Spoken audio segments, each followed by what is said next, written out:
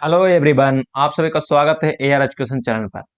आज के वीडियो में हम इंडियन पॉलिटी के 100 महत्वपूर्ण प्रश्न करने वाले हैं। और जो लोग इस चैनल पर नए हैं उनको बता देना चाहता हूं कि हमने इंडियन पॉलिटी का एक सीरीज स्टार्ट कर रखा है जिसमें हम 1000 से अधिक प्रश्न करने वाले हैं। और इसमें हर रोज एक वीडियो अपलोड किया जाता है जिसके अंदर 100 प्रश्न किए जाते हैं। अगर आप यह वीडियो मिस नहीं करना चाहते हैं तो चैनल को अभी सब्सक्राइब कर लें और साथ ही साथ बेल आइकन को दबा लें। तो चलिए बिना समय गवाए प्रश्नों पर चलते हैं। आज का पहला प्रश्न है, भारत का सबसे नया राज्य तेलंगाना कब और किस राज्य से अलग होकर बना? 2 जून 2014 को आंध्र प्रदेश से अलग होकर बना। क्षेत्रीय परिषदों में प्रत्येक राज्य का प्रतिनिधित्व कौन करता है? मुख्यमंत्री और राज्य के 2 अन्य मंत्री। क्षेत्रीय परिषदों की बैठक की अध्यक्षता केंद्रीय गृह मंत्री की अनुपस्थिति में कौन करता है? उपाध्यक्ष करता है, जो कि रोटेशन के आधार पर संबंधित राज्यों के मुख्यमंत्री होते हैं। उत्तरी क्षेत्रीय परिषद का मुख्यालय किस शहर में है? नई दिल्ली में। मध्य क्षेत्रीय परिषद का मुख्यालय कहाँ है? तो यह है प्रयागराज, इलाहाबाद में। पूर्वी क्षेत्रीय परिषद का मुख्यालय कहाँ है? कोलकाता में। चलते हैं नेक्स्ट प्रश्न पे। प्रश्न नंबर 207 में है, पश्चिमी क्षेत्रीय परिषद का मुख्यालय कहाँ है? मुंबई में है। दक्षिणी क्षेत्रीय परिषद का मुख्यालय कहाँ है? चेन्नई में। भारतीय संविधान के किस भाग में नागरिकता यानी कि सिटीजनशिप से संबंधित प्रावधान किए गए हैं? भाग 2 में। भारतीय संविधान के किस अनुच्छेदों के तहत नागरिकता से संबंधित प्रावधानों का उल्लेख है? अनुच्छेद 5 से लेकर 11 तक में। नाग माफ कीजिएगा, भारतीय संविधान किस प्रकार की नागरिकता प्रदान करता है? एकल नागरिकता प्रदान करती है, यानी कि सिंगल सिटीजनशिप।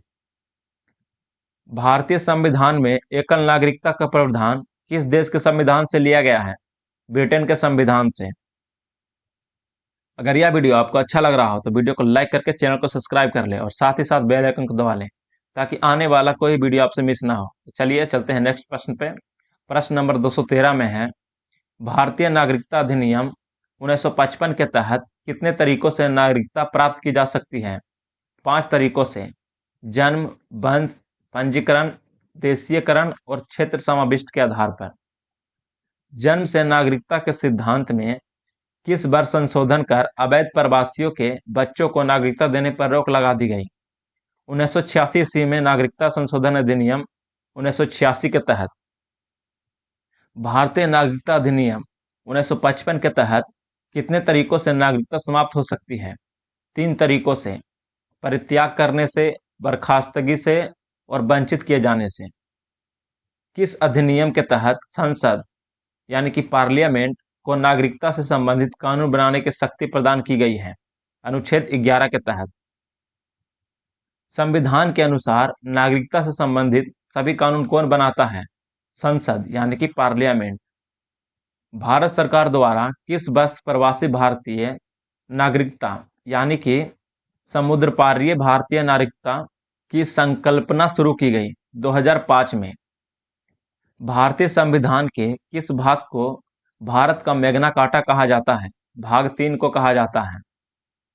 मौलिक अधिकारों यानी कि फंडामेंटल राइट्स का वर्णन संविधान के किन अनुच्छेदों में किया गया है?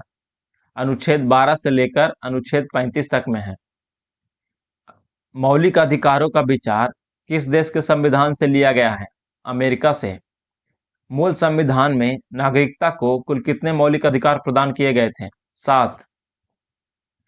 वर्तमान में भारतीय नागरिकता को कितने मौलिक अधिकार प्राप्त हैं? 6।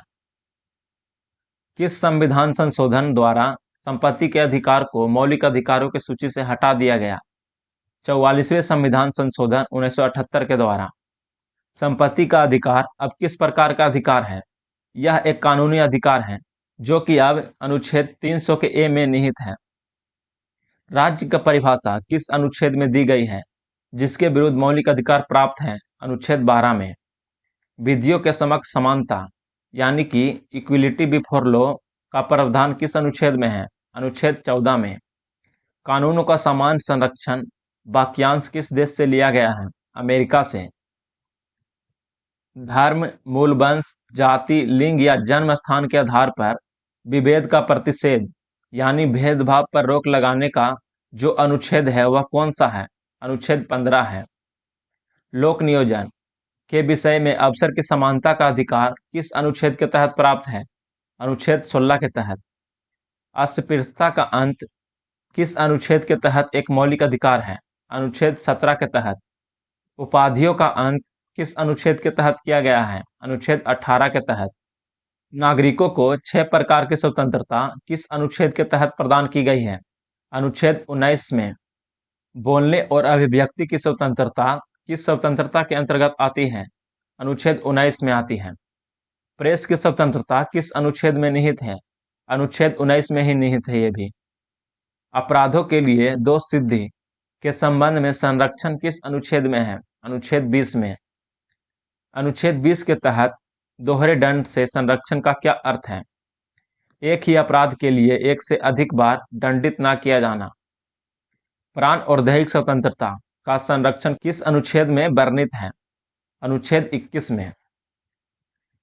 किस मामले में उच्चतम न्यायालय यानी कि सुप्रीम कोर्ट ने गरिमापूर्ण जीवन के अधिकार को अनुच्छेद 21 का हिस्सा माना? मेनका गांधी बनाम भारत संघ मामला 1978 में। शिक्षा का अधिकार यानी कि राइट टू एजुकेशन किस अनुच्छेद के तहत एक मौलिक अधिकार है? अनुच्छेद 21A के तहत। शिक्षा का अधिकार किस संविधान संशोधन के तहत जोड़ा गया था? 86वें संविधान संशोधन 2002 के द्वारा।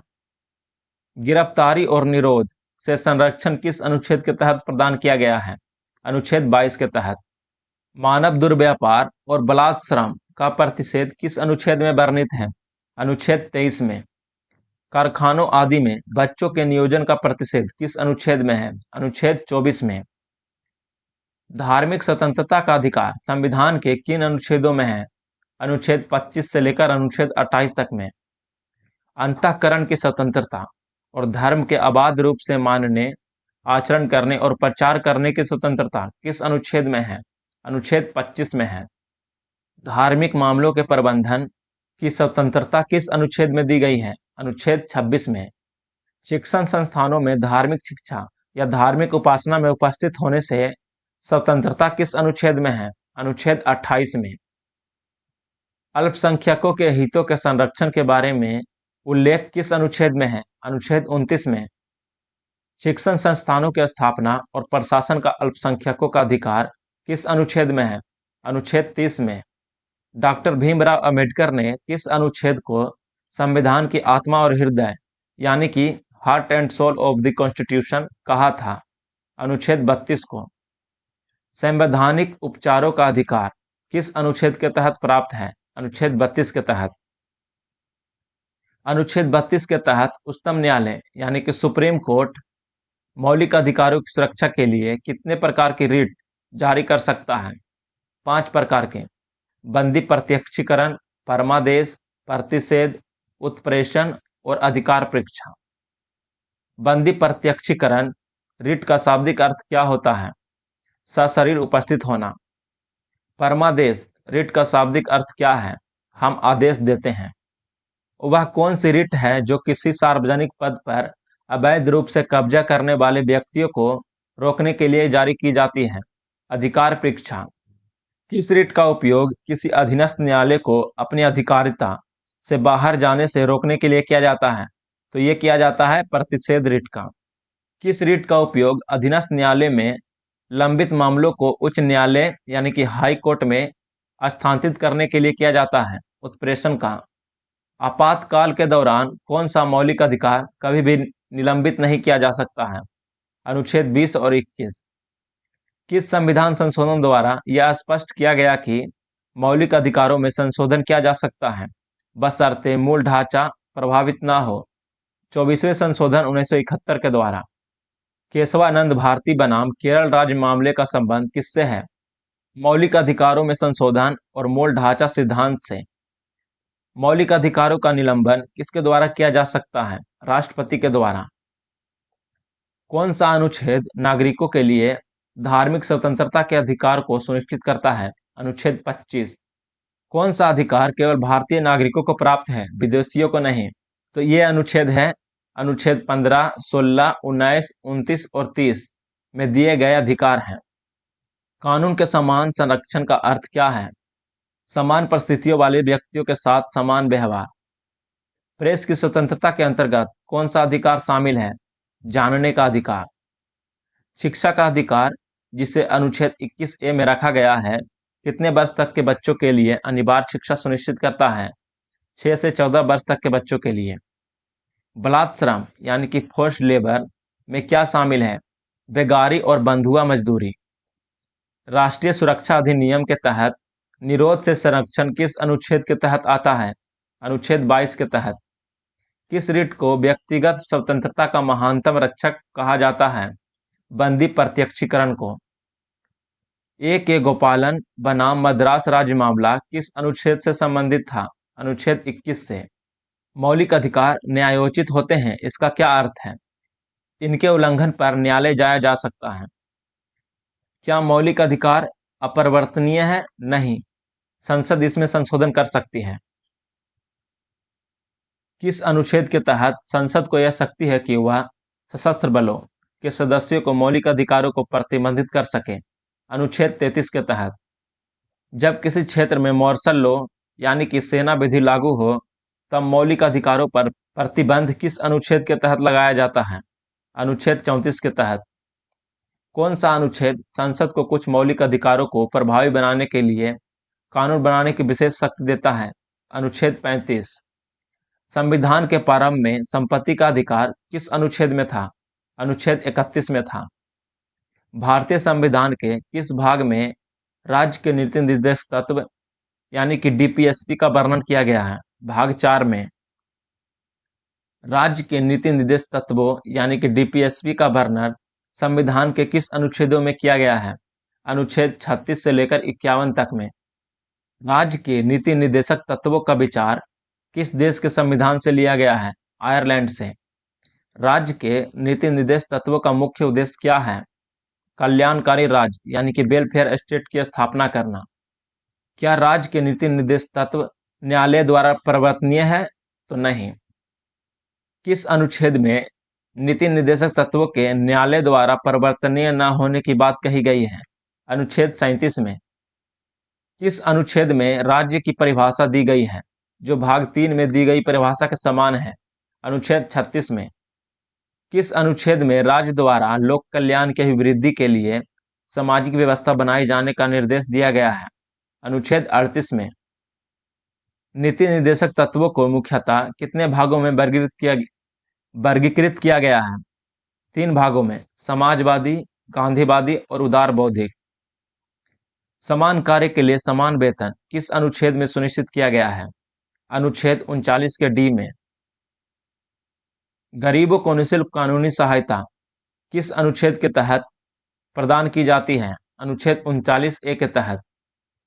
ग्राम पंचायतों के गठन का प्रावधान किस अनुच्छेद में किया गया है? अनुच्छेद 40 में।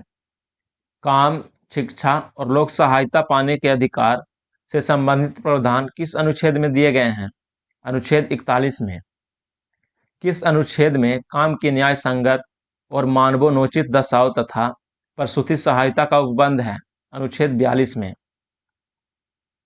कर्मकारों के लिए निर्वाह मजदूरी का उपबंध किस अनुच्छेद में है? अनुच्छेद 43 में। उद्योगों के प्रबंध में कर्मकारों की भागीदारी किस अनुच्छेद के तहत सुनिश्चित की जाती है? अनुच्छेद 43A के तहत।